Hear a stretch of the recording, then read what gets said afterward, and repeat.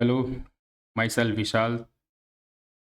तो आज हम सीबीएसई का 2024 का बेसिकली पेपर 2 सॉल्व करने वाले हैं। ठीक है। नॉर्मली जो सीबीएसई होता है वो बेसिकली 5 सेट बनाता है हर पेपर के, ठीक है, जिसमें से एक पेपर डिसाइड होता है कि ये पेपर आएगा, उसी के फिर 3-4 सेट और तैयार होते हैं। वैसे अगर देखा जाए तो टोटल 18 या 19 पेपर बनाए जाते हैं। ठीक है। तो ये 2024 का सेट 2 है। इसमें सबसे पहला क्वेश्चन है हमारा कि कैल्शियम ऑक्साइड को जब हम रिएक्ट कराते हैं तो आपको पता है कि कैल्शियम ऑक्साइड का जो फॉर्मूला होता है वो CaO होता है, और इसको डाल रहे हैं हम पानी में। तो लिखा हुआ है कि calcium oxide react with water. ठीक है। तो वाटर के साथ इसको रिएक्ट कराते हैं। कैल्शियम ऑक्साइड प्लस वाटर जो होता है हमारा बेसिकली बनता है कैल्शियम हाइड्रोक्साइड। ठीक है। Plus heat. ये जो रिएक्शन है वो एक्सोथर्मिक है, और ये बेस बना है तो इसका pH क्या होगा? 7 से ज़्यादा। हम इसमें चेक करते हैं कौन सा ऑप्शन है। तो इसमें आप देखोगे तो ऑप्शन डी जो है हमारा वो करेक्ट है। ये एक एक्सोथर्मिक प्रोसेस है और इसका pH मोर देन 7 है। ठीक है। अब चलते हैं नेक्स्ट क्वेश्चन नंबर सेकंड में। अगर आप देखोगे तो उसने लिखा है कि juice of tamarind turns blue litmus to red. तो कोई भी अगर सॉल्यूशन ब्लू लिटमस को रेड में कन्वर्ट कर रहा है, इसका मतलब वो एसिडिक नेचर है। ठीक है। तो यहाँ पर तो चारों एसिड है, हमें बताना है टमराइन में, बताना है टार्ट्रिक एसिड होता है बेसिकली। ठीक है। इसका ऑप्शन सी है, टार्ट्रिक एसिड। साथ ही साथ कुछ नई चीज़ें वो भी जान लेते हैं। टार्ट्रिक एसिड का मैंने मॉलिक्यूलर फार्मूला आपको ऑलरेडी बता दिया है। ठीक है। एसिड बेस एंड सॉल्ट वाली क्लास में। ऑक्जेलिक एसिड का मैंने नहीं बताया था। तो ऑक्जेलिक एसिड का जो फार्मूला होता है वो होता है हमारा बेसिकली इथेनोइक एसिड है। तो इथेनोइक एसिड का ग्रुप है। ठीक है। इसको हम केमिकल, ये तो कॉमन नेम है ऑक्जेलिक एसिड, इसका जो केमिकल नेम है ना वो है इथेन डाइओइक एसिड। इथेन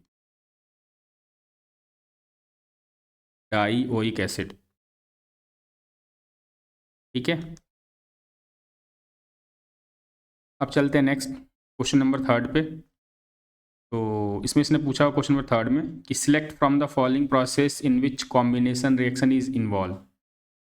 तो इसमें देखते हैं कौन सा कॉम्बिनेशन रिएक्शन है। जो ए वाला है बेसिकली वो हमारा ब्लैक एंड वाइट फोटोग्राफी वाला, तो वो सिल्वर क्लोराइड वाला रिएक्शन है। ठीक है। इसको जब आप सनलाइट में डालते हो तो पता नहीं क्या बनता है, सिल्वर प्लस क्लोरीन। ये तो हमारा कॉम्बिनेशन रिएक्शन नहीं है। ठीक है ना, ये डिकम्पोजिशन हो गया। फिर हमारा बर्निंग ऑफ मीथेन। कोई भी चीज़ जब जलता है तो ऑक्सीजन की प्रेजेंस में जलता है। ठीक है। तो ये निकलता है CO2 और वाटर, ये भी हमारा कॉम्बिनेशन नहीं है। फिर बर्निंग ऑफ कोल, कोल मतलब कार्बन, तो जब आप जलाओगे तो निकलता है CO2। तो ये जो रिएक्शन है बेसिकली हम देख रहे हैं कि ये कॉम्बिनेशन रिएक्शन है, क्योंकि दो रिएक्टेंट मिलकर एक प्रोडक्ट दे रहे हैं। ठीक है। तो इसका ऑप्शन होगा option B. Digestion of food जो होता है वो डिकम्पोजिशन रिएक्शन होता है, याद रखेंगे। ठीक है। इसमें लार्ज मॉलिक्यूल छोटे छोटे मॉलिक्यूल्स में ब्रेक डाउन होते हैं। अब चलते हैं क्वेश्चन नंबर फोर्थ पे। क्वेश्चन नंबर फोर्थ में आप देखोगे तो इसने बोला हुआ है यहाँ पर कि the oxide which can react acid as well as base. ठीक है। तो क्यों? क्योंकि यहाँ पर HCl लिखा हुआ है। HCl पता है ना आपको, एसिड है। तो और KOH क्या है हमारा, बेस। और आपको पता है जो metal oxide, basically metal oxide ही थे जो एसिड और बेस दोनों के साथ रिएक्ट करते थे, उसको हम बोलते थे एम्फोटेरिक ऑक्साइड। और एम्फोटेरिक का एग्जाम्पल एल्यूमिनियम ऑक्साइड था। और इसके अलावा एक्स्ट्रा में क्या था, टिन ऑक्साइड, SnO2 भी लिखते हैं, SN2O भी लिखते हैं। ठीक है। वो ऑक्सीडेशन सॉरी वैलेंसी के बेसिस पे होता है। ठीक है ना, क्योंकि आपने अभी वैलेंसी वाला टर्म पढ़ा है, ऑक्सीडेशन नंबर वाला टर्म पढ़ा नहीं है। ये इसको SnO भी लिखते हैं। ठीक है, टिन ऑक्साइड।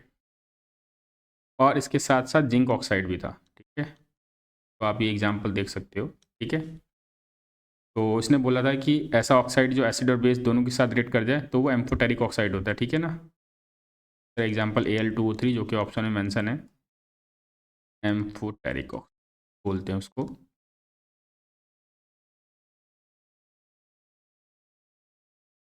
अब आते हैं क्वेश्चन नंबर फिफ्थ पे। इसने बोला है कंसिडर द फॉलोइंग केसेस कौन सा रिएक्शन प्रोसीड करेगा, कौन सा नहीं करेगा। ये बेसिकली डिस्प्लेसमेंट रिएक्शन है, या इसको सिंगल डिस्प्लेसमेंट रिएक्शन भी बोलते हैं। इसके लिए आपको रिएक्टिविटी सीरीज पता होनी चाहिए, ठीक है। तो मैं यहाँ पर रिएक्टिविटी सीरीज दे देता हूँ। Calcium sodium magnesium aluminium zinc iron lead, ठीक है। ये हाइड्रोजन है हमारा,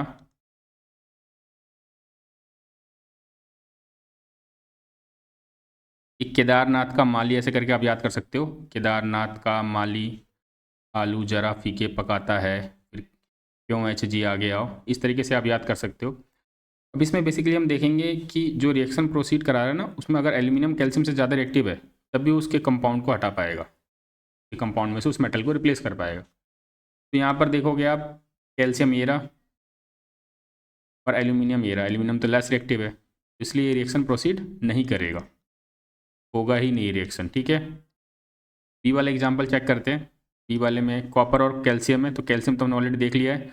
अब कॉपर को देखते हैं, कॉपर यहाँ पर है, तो मतलब कैल्शियम कॉपर से ज़्यादा रिएक्टिव है, ठीक है। तो क्या होगा, कैल्शियम सल्फेट के साथ चला जाएगा, कॉपर को हटा देगा, ठीक है। तो ये बन जाएगा CaSO4 प्लस कॉपर, ठीक है।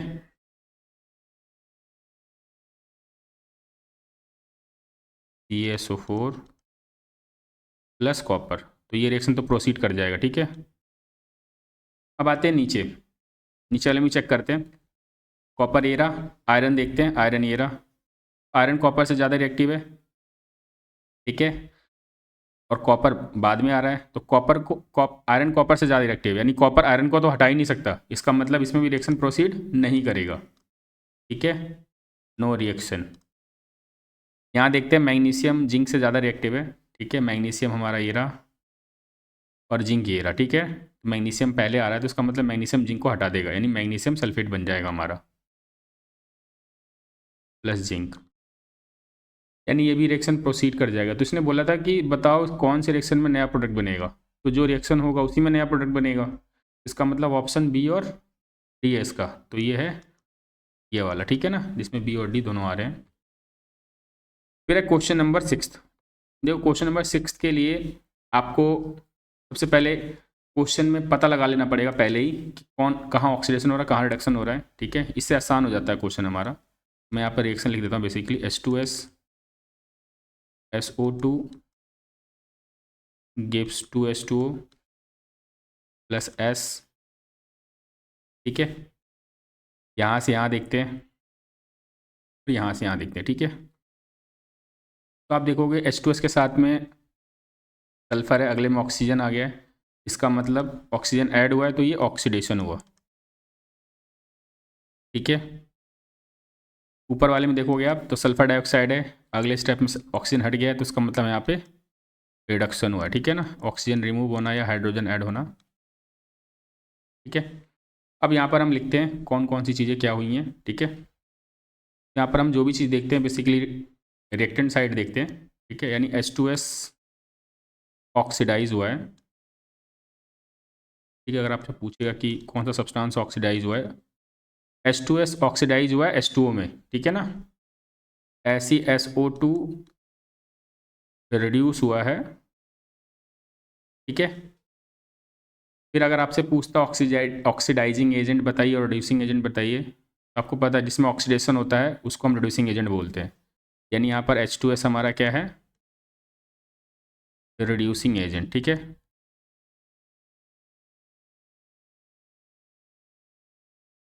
और SO2 क्या है हमारा, क्योंकि SO2 में रिडक्शन हो रहा है तो ये ऑक्सीडाइजिंग एजेंट हुआ।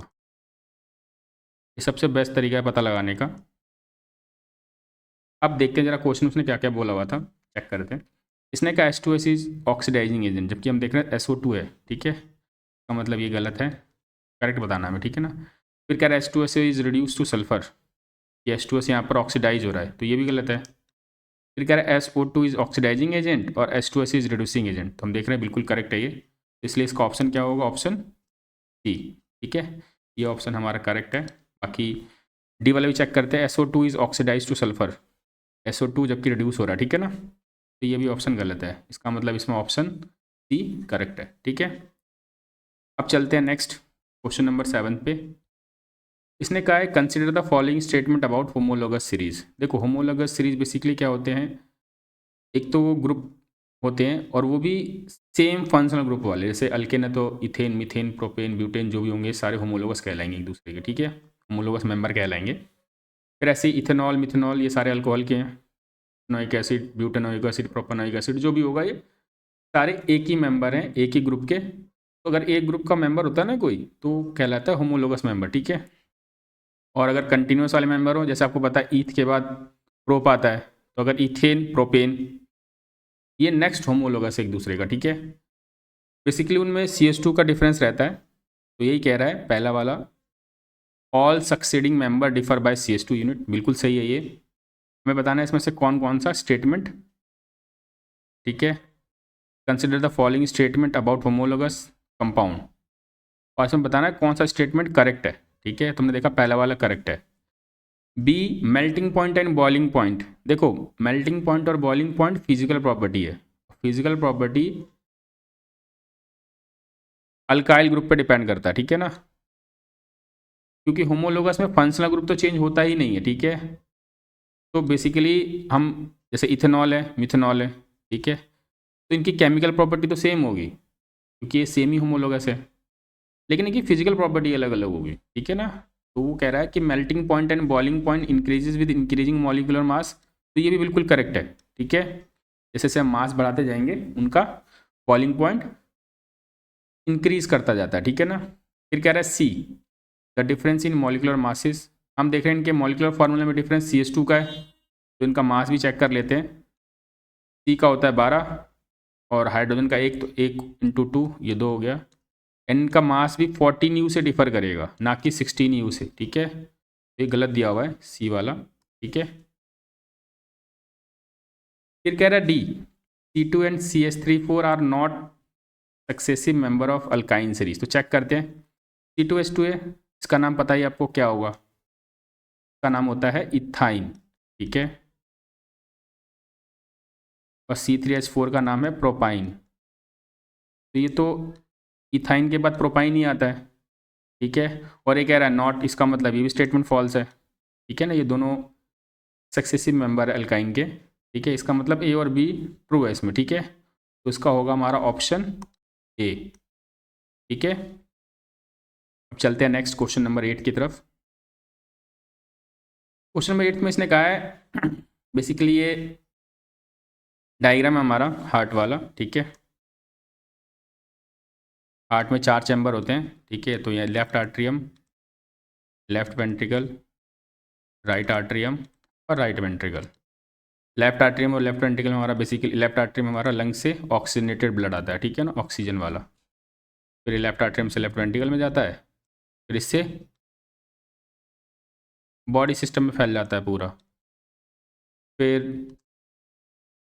अपर बॉडी और लोअर बॉडी में जो ऑक्सीजन इस्तेमाल होता है वो डीऑक्सीनेटेड होता है क्योंकि उसमें CO2 भर जाता है। ठीक है, फिर वो आता है राइट आर्ट्रियम में, राइट आर्ट्रियम से राइट वेंट्रिकल में, फिर राइट वेंट्रिकल से वापस लंग्स में जाता है ऑक्सीजन फिलिंग के लिए। अब तो हमें चेक करना है इसमें क्या है। ठीक है, कौन सा स्टेटमेंट ट्रू है। तो ये कह रहा है right atrium receive oxygenated blood, जबकि डीऑक्सीनेटेड रिसीव करता है, तो ए वाला भी ऑप्शन गलत है।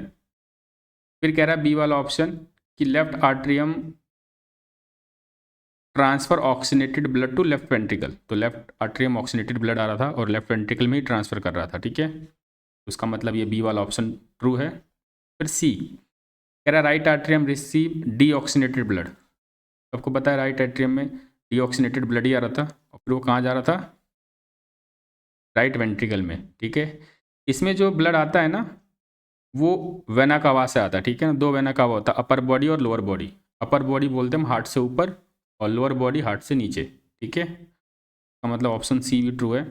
डी चेक करते हैं, लिख रहा है left atrium transfer oxygenated blood to aorta, गलत है ये। लेफ्ट आर्ट्रियम पहले लेफ्ट वेंट्रिकल को देता है और वो ट्रांसफर करता है। ठीक है, तो उसका मतलब डी वाला भी गलत है, यानी इसमें बी और सी ऑप्शन ट्रू है। तो बी और सी के लिए हमारा सी ऑप्शन है। ठीक है, अब आते हैं नेक्स्ट क्वेश्चन नंबर 9 पे। ये कह रहा है select out of the following gland which is not in occur as a pair. आपको पता है टेस्टिस जो रिप्रोडक्टिव ऑर्गन है मेल का उसका पार्ट है और ये पेयर में रहता है, ठीक है ना। ओवरी ये फीमेल रिप्रोडक्टिव ऑर्गन का पार्ट है, ये भी पेयर में रहता है। एडर्नल ग्लैंड किडनी के जस्ट ऊपर होता है और किडनी हमारे पास पेयर में होती है, तो एडर्नल ग्लैंड भी हमारा पेयर में रहता है, ठीक है। जो पेयर में नहीं रहता वो पिट्यूटरी ग्लैंड है, ठीक है। तो उसने पूछा है कि कौन सा gland not occur in a pair, ठीक है। तो इसका ऑप्शन ए है, ठीक है। अब आते हैं क्वेश्चन नंबर 10 पे। क्वेश्चन नंबर 10 में लिखा हुआ है रेस्पिरेटरी सिस्टम में जब कोई पर्सन ब्रीथ करता है तो आपको पता है कि जब हम ब्रीथ करते हैं तो हमें वॉल्यूम बढ़ाना है ताकि ज़्यादा से ज़्यादा एयर जा पाए। तो इस केस में हमारा जो रिप्स होगा वो क्या होता है, बाहर की तरफ उड़ जाता है, ठीक है। ये लिखा हुआ देखो लिफ्टेड रिप्स। और डायफ्राम जो होता है वो डायफ्राम ऐसे कर्व होता है बेसिकली, वो फ्लैट हो जाता है, ठीक है। कब, जब हम इसमें इनहेल करेंगे सांस, ठीक है ना। और एक्सेल के लिए वापस प्रेशर बनाएगा, ठीक है ना। ये हमारा रिब केज हो गया, ठीक है, जो हमारा हड्डी है बेसिकली, ठीक है। इनहेल वाली सिचुएशन एक्सेल वाली सिचुएशन में कर्व हो जाता है, ठीक है। तो lifted ribs and flatten diaphragm, ठीक है, यही होगा हमारा ऑप्शन बी। अब आते हैं क्वेश्चन नंबर 11 पे। ये कह रहा है identify the mode of asexual reproduction. Asexual reproduction में पता लगाना, ये हाइड्रा है बेसिकली। हाइड्रा में रीजनरेशन और बर्डिंग दोनों होता है, ठीक है। यहाँ पर देख रहे हो छोटा सा बर्ड निकला हुआ है, तो इसलिए इसका ऑप्शन क्या होगा, ऑप्शन सी यानी बर्डिंग, ठीक है। अब चलते हैं क्वेश्चन नंबर 12 पे। क्वेश्चन नंबर 12 में आप देखोगे ये कह रहा है अक्रॉस, एक सेकंड,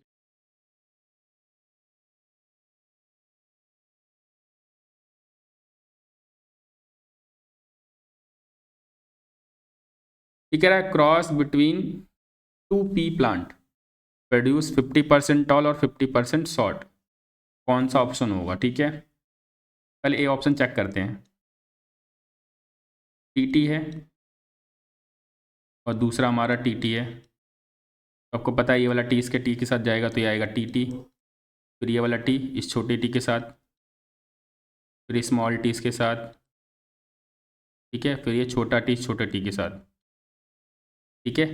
ये डोमिनेंट जीन है दोनों, तो ये टॉल ही होगा।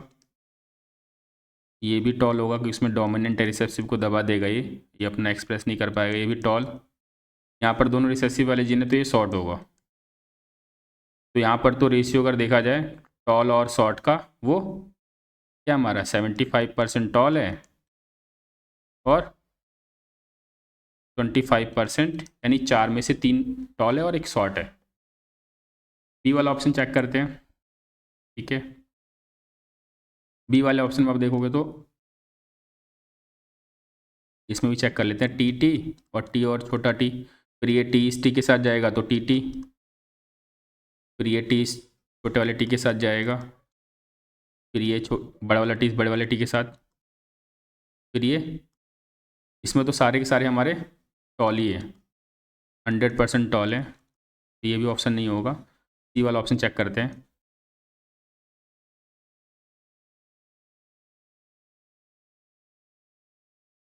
ये टी इस टी के साथ जाएगा, फिर ये टी इस छोटे टी के साथ, फिर स्मॉल टी के साथ, स्मॉल टी के साथ। तो यहाँ पर देखो ये टॉल है और ये दोनों शॉर्ट है, यानी 50-50% है यहाँ पर, ठीक है।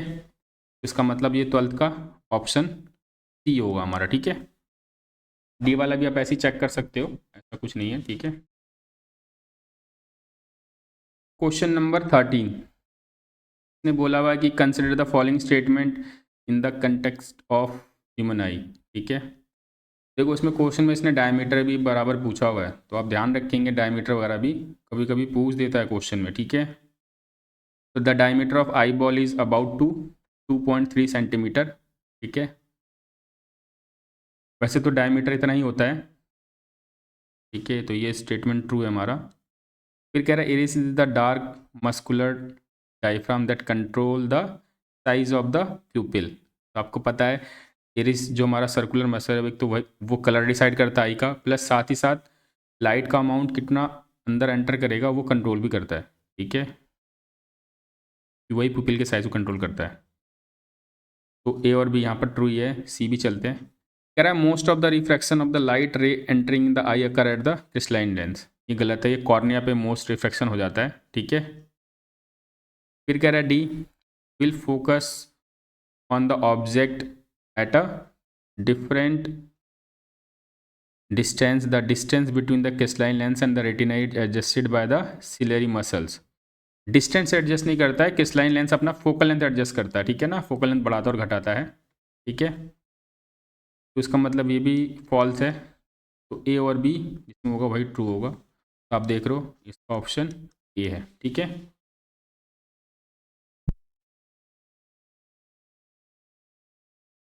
अब आते हैं क्वेश्चन नंबर 14 पे। ये कह रहा है the maximum resistance of a network of 5 identical register of 1/5 ओम। आपको पता है मैक्सिमम रेजिस्टेंस किस में मिलता है, जब वो चीज़ सीरीज में कनेक्ट हो, ठीक है ना। मैक्स मिलेगा जब सीरीज में कनेक्ट होगा, और अगर मिनिमम बोलेगा तो पैरेलल में, ठीक है। तो उसने कहा है कि आइडेंटिकल है और सबकी वैल्यू इतनी है, तो हम बेसिकली इनको सीरीज में कनेक्ट करके चेक कर लेंगे 5 रेजिस्टेंस को, क्योंकि सीरीज के फॉर्मूले में पता है आपको R1 + R2 + R3 होता है। इस पूरे कैल्शियम 5, ऊपर भी 1 + 1 + 1 वो 5 ही आ जाएगा, काट के 1, ठीक है। यानी 1 ओम जो होगा सबसे मैक्सिमम रेजिस्टेंस देगा, ठीक है, जब इनको हम सीरीज में कनेक्ट करेंगे। अगर ऐसी पैरेलल का पूछेगा तो पैरेलल के लिए फॉर्मूला लगा लेंगे, ठीक है। अब आते हैं क्वेश्चन नंबर 15। ये जो ग्राफ है ना, ये ओम्स लॉ का ग्राफ है, ठीक है। ओम्स लॉ का ग्राफ आपने देखा होगा, वोल्टेज वर्सेस करंट का ग्राफ रहता है, ठीक है। ये I वर्सेस V, ये ग्राफ ऐसे रहता है, ठीक है, जैसे voltage directly proportional to current. इसमें V और I को आप उनकी पोजीशन को चेंज कर सकते हो, ठीक है। चेंज के हिसाब से बहुत सारी चीज़ें चेंज हो जाती हैं, ठीक है, तो थोड़ा ध्यान देंगे। IV का ग्राफ और VI का ग्राफ, IV का ग्राफ बोलेगा तो I को ऊपर रखेंगे, ठीक है ना, यहाँ पर देखो। और अगर वही VI का ग्राफ लिखा होगा तो V ऊपर और I नीचे, ठीक है। अगर वो बोलता है ग्राफ बनाने के लिए तो आप कुछ भी बना सकते हो, कोई दिक्कत नहीं है, ठीक है। लेकिन उसने बोल दिया कि VI का ग्राफ बनाइए, तो ये चीज़ ध्यान रखेंगे। अब इसमें पूछ रहा है कि इन ग्राफ को देखकर बताना हमें कि किसका रेजिस्टेंस क्या है, इसमें अरेंजमेंट बताना है।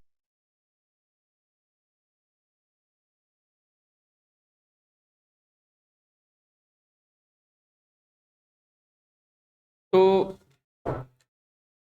इस ग्राफ को समझने के लिए हम पहले फॉर्मूला समझते हैं। तो पता है V = क्या होता है, IR, ठीक है। हमें रेजिस्टेंस पता लगाना है तो V/I आ जाएगा, ठीक है। तो V बढ़ने पर R बढ़ेगा, ठीक है, और I बढ़ने पे R कम हो जाएगा, ठीक है। तो बेसिकली हम इसके ग्राफ को देखेंगे, ठीक है। और इसको सबसे सिंपल तरीका मैं बता देता हूँ आपको। हम बेसिकली इसमें I के साथ एंगल देख लेते हैं, ठीक है ना। I के साथ जितना एंगल ज़्यादा होगा ना, ये देखो I के साथ में एंगल देख लोगे, एंगल कम है R1 का, ठीक है, R2 का उससे थोड़ा ज़्यादा है और R3 का बहुत ज़्यादा है। तो I के साथ भी आप एंगल देख के पता लगा सकते हो, ठीक है। और नहीं तो फिर ग्राफ का कंपेरिजन करके देख सकते हो, जैसा आपको लगे वैसा कर लेंगे। यहाँ पर देखते हैं हम I के साथ सबसे ज़्यादा एंगल किसका है, R3 का, ठीक है। तो इसका मतलब R3 का रेजिस्टेंस सबसे ज़्यादा होगा, ठीक है। फिर R2 का उससे कम है, फिर R1, ठीक है। I के साथ आप एंगल देख लो, सबसे इजी रहता है, ठीक है। इसका ऑप्शन सी है। चलते हैं नेक्स्ट आगे। Question number 16। ये कह रहा है strength of magnetic field. Strength मतलब मैग्नेटिक फील्ड स्ट्रांग है या वीक है, वो स्ट्रेंथ की बात कर रहा है, ठीक है। या ये भी पूछ सकता है क्वेश्चन में कि सोलेनॉइड में मैग्नेटिक फील्ड की स्ट्रेंथ कैसे बढ़ाएं, तो आप इसमें से देख सकते हो। तो strength of magnetic field produce by current carrying solenoid, इसको इंक्रीज करने के लिए टर्निंग बढ़ाने पर हो जाता है, ठीक है, नंबर ऑफ टर्न्स। इसमें बताना इनकरेक्ट स्टेटमेंट, ठीक है ना। उसके बाद रेडियस ऑफ सोलेनॉइड, मान लो हमने एक सोलेनॉइड बहुत पतला सा बनाया, तो इस पर टर्निंग के लिए हमने वायर इस्तेमाल किया, और एक बहुत मोटा बनाया तो इसमें टर्निंग में ज़्यादा वायर इस्तेमाल होगा, ठीक है ना। तो रेडियस ऑफ सोलेनॉइड उसके बाद है material of core of the solenoid, material पे भी डिपेंड करता है, ठीक है ना, क्योंकि मटेरियल में रेजिस्टिविटी चेंज होती है तो रेजिस्टेंस करंट का फ्लो चेंज होगा, बहुत सारी चीज़ें चेंज होंगी, मटेरियल पे भी डिपेंड करेगा, ठीक है। डायरेक्शन पे डिपेंड नहीं करेगा, डायरेक्शन पे बेसिकली मैग्नेटिक फील्ड लाइंस की डायरेक्शन चेंज होगी, बाकी स्ट्रेंथ वही रहेगी अगर आप करंट की डायरेक्शन चेंज कर दो, ठीक है ना। करंट की डायरेक्शन चेंज करने पे मैग्नेटिक फील्ड स्ट्रेंथ जो है ना, यानी जो फोर्स है वो पहले भी उतना ही लगाएगा चाहे आप पोल इधर से उधर करो, ठीक है। तो इसने कहा है स्ट्रेंथ, ये ऑप्शन गलत है, ठीक है ना। स्ट्रेंथ आप डायरेक्शन चेंज करके करंट का नहीं चेंज कर सकते हो, ठीक है। इसलिए इसका ऑप्शन क्या है, ऑप्शन बी, ठीक है ना। उसने बोला है डज नॉट, जो स्टेटमेंट फॉल्स है उसी को पता लगाना था हमें। अब चलते हैं क्वेश्चन नंबर 17 पे। ये कह रहा है different metal have different reactivity with water and dilute acid, ठीक है। तो हमने देखा था कि कुछ मेटल ऐसे थे जो नॉर्मल वाटर से रिएक्ट कर जा रहे थे, कुछ के लिए स्टीम की ज़रूरत पड़ती थी, ठीक है ना। तो डिफरेंट मेटल जो अपनी अपनी रिएक्टिविटी अलग अलग दिखाते हैं, तो असर्शन ट्रू है। फिर क्या extraction of metal from its ore depend upon the position, yes. तो सबसे हाई इलेक्ट्रिक मेटल्स होते हैं उनके लिए इलेक्ट्रोलाइटिक रिफाइनिंग इस्तेमाल करते हैं, ठीक है। जो बीच वाले हैं उसके लिए रोस्टिंग और कैल्सिनेशन, ठीक है। और जो लास्ट वाले हैं वो तो नेटिव फॉर्म में मिलते हैं, ठीक है ना। तो पोजीशन के बेसिस पे भी एक्सट्रैक्शन दिखते हैं, ठीक है ना। ये दोनों ही ट्रू है बट उसका एक्सप्लेनेशन नहीं है, ठीक है ना। तो असर्शन ट्रू है और रीजन ट्रू है बट उसका वो एक्सप्लेनेशन नहीं है, इसलिए इसका ऑप्शन ऑप्शन बी होगा, ठीक है। अब आते हैं क्वेश्चन नंबर 18। कह रहा human female has perfect pair of sex chromosome, हाँ उनमें एक्स एक्स क्रोमोजोम होता है। मेल में मिसमैच पेयर होता है, ठीक है, एक्स वाई, ध्यान रखना कभी कोई पूछ देगा ये, ठीक है। तो ये भी ट्रू है। फिर कह रहा है sex chromosome contributed by the human male in the zygote decided the sex of child. आपको पता है कि जो सेक्स है बेसिकली सेक्स ऑफ चाइल्ड जो है वो मेल ही डिसाइड करता है, क्योंकि उसके पास एक्स और वाई दोनों क्रोमोजोम है, ठीक है। तो असर्शन भी ट्रू है और रीजन भी ट्रू है, ठीक है, बट वो इसका एक्सप्लेनेशन नहीं है, ठीक है। अगर इसमें लिखा होता है कि female have x x chromosome तो इसका एक्सप्लेनेशन होता, ठीक है। अब चलते हैं नेक्स्ट क्वेश्चन नंबर 19 पे। ये कह रहा है myopia I can not see distant object distantly. Myopia को आपको पता ही है, मायोपिया को हम बोलते हैं शॉर्ट साइटनेस, ठीक है ना, मतलब नज़दीक की चीज़ें दिखती हैं पर दूर की चीज़ें नहीं दिखती उसको, ठीक है ना। तो वही लिखा है कि myopic eye can not see object distantly, मतलब फार वाले पॉइंट को नहीं देख सकता वो, तो ये ट्रू है। फिर ये भी कह रहा है for the correction of myopia converging lens, converging lens और डाइवर्जिंग लेंस, ठीक है। कन्वर्जिंग लेंस हमारा कॉन्वेक्स होता है और डाइवर्जिंग लेंस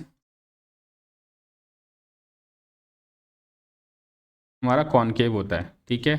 मायोपिया के केस में डाइवर्जिंग लेंस इस्तेमाल करते हैं, तो ये फॉल्स है। तो असर्शन ट्रू है और रीजन फॉल्स है, तो इसलिए इसका ऑप्शन होगा ऑप्शन सी, ठीक है। अब आते हैं क्वेश्चन नंबर 20। ये कह रहा है deflection of compass needle place near a current carrying wire decrease when the magnitude of electric current in the wire is increase. देखो मैग्नीट्यूड ऑफ इलेक्ट्रिक करंट आप बढ़ाओगे तो मैग्नेटिक फील्ड स्ट्रेंथ बढ़ेगी, और magnetic field strength बढ़ेगी तब तो deflection बढ़ना चाहिए, ठीक है। उल्टा बोल रहा है, तो इसका मतलब असर्शन फॉल्स है इसमें, ठीक है। फिर कह रहा है strength of magnetic field at a point due to current carrying conductor increase on increasing current, तो ये ट्रू है, यानी असर्शन फॉल्स और रीजन ट्रू है, इसलिए इसका ऑप्शन क्या होगा, ऑप्शन डी, ठीक है। अब चलते हैं हम नेक्स्ट क्वेश्चन पे, क्वेश्चन नंबर 21 पे। ये कह रहा है कि no precipitation reaction can occur without exchange of ions. देखो प्रेसिपिटेशन रिएक्शन जो होता है वो डबल डिस्प्लेसमेंट रिएक्शन का टाइप है, ठीक है। और आपको पता है कि बिना आयन के एक्सचेंज हुए डबल डिस्प्लेसमेंट रिएक्शन कहलाएगा ही नहीं, ठीक है। तो यहाँ पर लिख देंगे एक्सचेंज ऑफ आयंस, देता हूँ मैं, exchange of ions can take place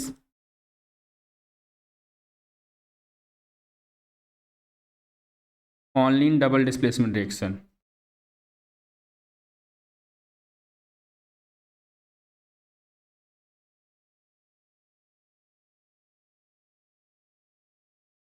ठीक है, रिएक्शन को शॉर्ट फॉर्म में लिखा है, where one of the product, where one of the product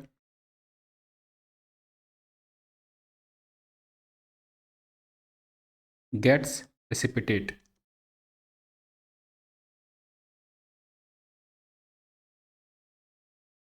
तो प्रेसिपिटेशन रिएक्शन के लिए बेसिकली डबल डिस्प्लेसमेंट होना जरूरी है, और डबल डिस्प्लेसमेंट आपको पता है कि आयन का एक्सचेंज होना कंपलसरी है, बिना आयन के एक्सचेंज किए फिर डबल डिस्प्लेसमेंट रिएक्शन होगा ही नहीं। ठीक है, एक बैलेंस रिएक्शन लिखना है तो आप सोडियम सल्फेट वाला लिख सकते हो, स्टेट के साथ लिखेंगे। ठीक है, आपको पता है कि जो रिएक्टेंट है उनकी फेज एक्वस होती है डबल डिस्प्लेसमेंट में, वो भी प्रेसिपिटेशन रिएक्शन के एग्जांपल में। ठीक है, सोडियम सल्फेट को हम डाल देंगे बेरियम क्लोराइड में, तब बनेगा हमारा PaSO4। ठीक है, ये प्रेसिपिटेट है इसलिए इसके बगल में सॉलिड लिखेंगे, ऐसे एरो डाल के भी, डाउनवर्ड एरो भी दिखा सकते हो आप। यही हमारा PPT है, प्रेसिपिटेट प्लस NaCl। इसको बैलेंस करने के लिए हम 2 से मल्टीप्लाई कर लेंगे तो ये रिएक्शन बैलेंस हो जाएगा। ठीक है, अब आते हैं next.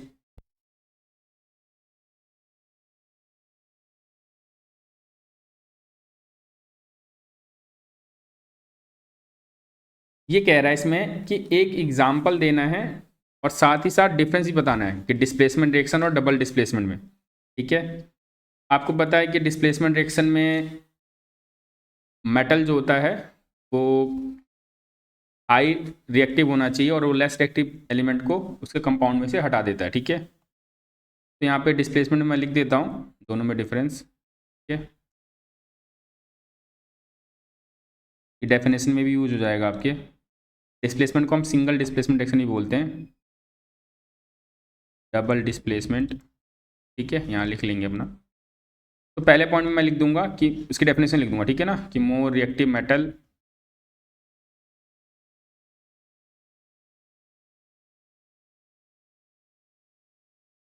Displace less reactive metal, more reactive metal displace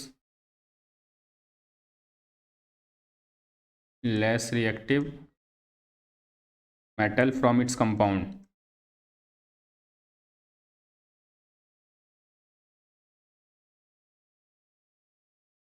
basically इसमें आयन का एक्सचेंज नहीं होता। ठीक है ना, आप ये भी लिख सकते हो नो एक्सचेंज ऑफ आयंस। ठीक है, इसमें an exchange of ions between reactant.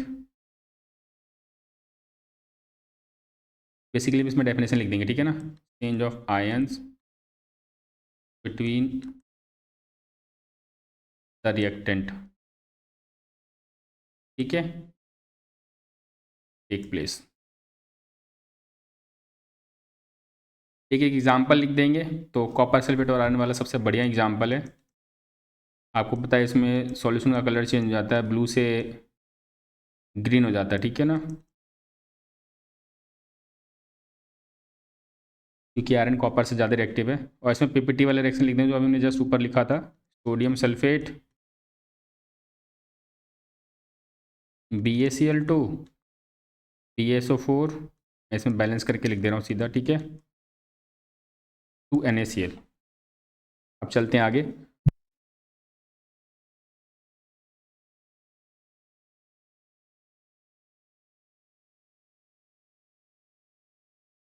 Question number 22 में इसने बोला हुआ है कि फोटोसिंथेसिस लीव्स पे अकर करता है, आपको पता ही है। और जो फूड प्रिपेयर होता है उसको फ्लोएम ट्रांसफ़र करता है और जाइलम वाटर को ट्रांसपोर्ट करता है।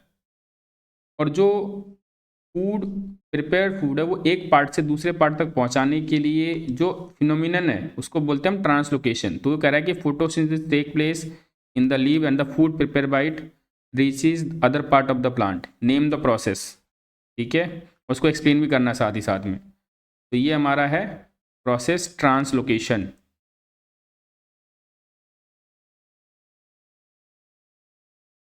When the prepared food is transferred from one part to another part by the help of phloem tissue. ठीक है, जाइलम वाटर ट्रांसपोर्ट करता है, फ्लोएम फूड ट्रांसपोर्ट करता है, फूड वो भी अमीनो एसिड के फॉर्म में। जाइलम वाटर जो ट्रांसपोर्ट करता है वो यूनिडायरेक्शनल होता है, मतलब एक बार वाटर ऊपर चला गया, यूज हुआ तो ठीक, नहीं तो वो लिप्स में गार्ड सेल के थ्रू बाहर हो जाएंगे। ठीक है ना, स्टोमेटा के थ्रू। लेकिन फूड जो है वो यूज हुआ तो ठीक, नहीं तो वापस आ सकता है, ठीक है ना। तो उसमें फ्लोएम में बाई डायरेक्शनल होता है, ध्यान रखेंगे। तो यहाँ पे मैं लिख देता हूँ उसके बारे में, ट्रांसलोकेशन के बारे में, ठीक है। ट्रांसपोर्ट ऑफ, ये डायग्राम दिया हुआ है, ठीक है ना, ये फ्लोएम का एक पार्ट है, इसको हम बोलते हैं सीप ट्यूब, ठीक है।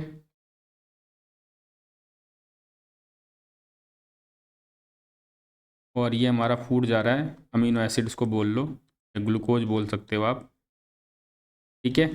और इनको ट्रांसफ़र करने में जो बेसिकली हेल्प करते हैं वो कंपेनियन सेल होते हैं, ठीक है, यही लेके जाते हैं उनको ऊपर, ठीक है। तो यहाँ पे मैं लिख देता हूँ ट्रांसपोर्ट ऑफ सॉल्युबल प्रोडक्ट, या सॉल्युबल फूड लिख सकते हो आप, प्रिपेयर्ड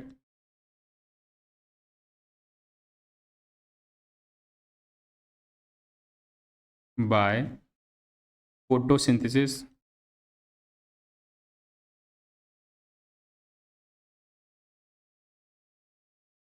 सिंथेसिस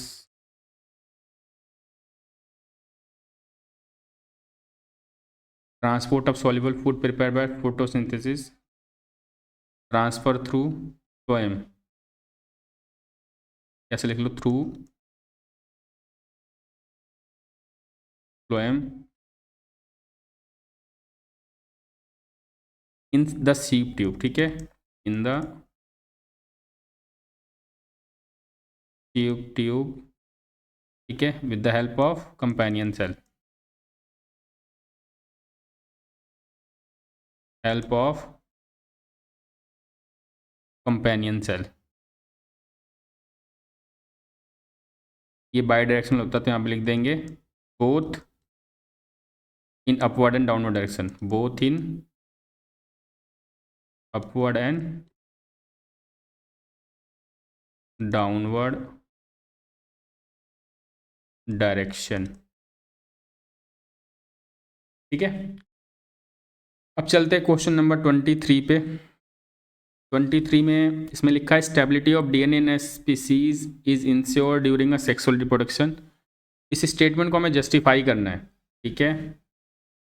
देखो, जो जर्म सेल होते हैं बेसिकली उसमें एक ही क्रोमोसोम्स होता है, ठीक है ना, फ्रॉम ईच पेयर, ठीक है, और वही ट्रांसफ़र होता है, ठीक है। हाफ कॉपी होता है मेल से, हाफ कॉपी होता है फीमेल से, ठीक है ना। यहाँ पे मैं लिख दे रहा हूँ आंसर में, एवरी जर्म सेल्स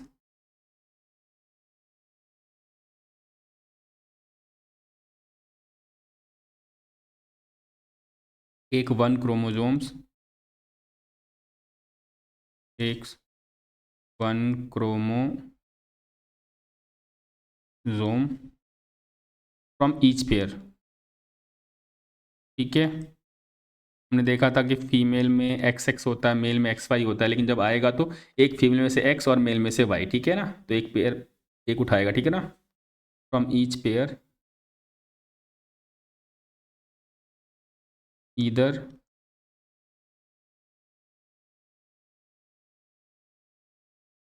मैटरनल और पैटर्नल ओरिजिन, ठीक है। मैटरनल मतलब मदर वाला, मदर फादर, ठीक है।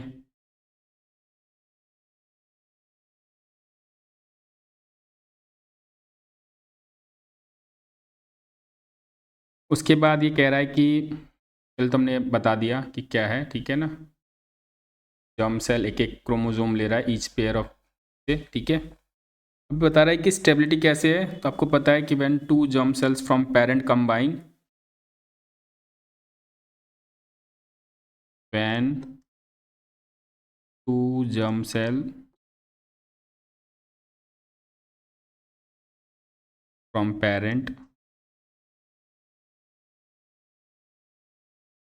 कंबाइन, तो वापस वो पेयर में ही बन जाएगा, ठीक है ना, एक एक जब लेगा तो it will store the original number, it will restore original number of chromosome,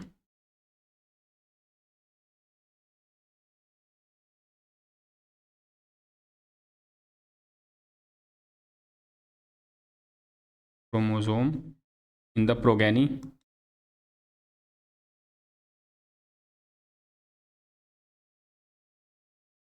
प्रोगैनी एक सेकेंड,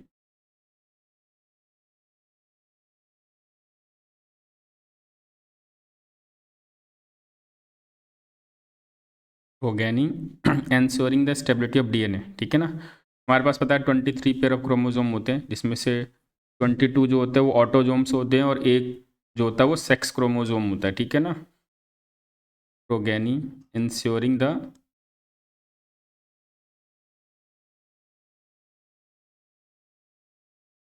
स्टेबिलिटी ऑफ डीएनए,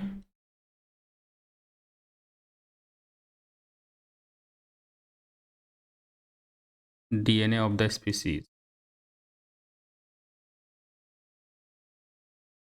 ठीक है। क्वेश्चन नंबर 23 तक हमारा हो चुका है, ठीक है। बाकी जो नेक्स्ट पार्ट है वो हम अगली क्लास में करेंगे, ठीक है। आप अपना कमेंट कर सकते हैं अगर आपको कोई डाउट है किसी तरीके का, ठीक है। अगर आपको ये वीडियो अच्छी लगी हो तो आप लाइक करें, कमेंट करें, अपने दोस्तों के साथ शेयर कर सकते हैं ताकि उन्हें हेल्प हो जाए, ठीक है। Thank you.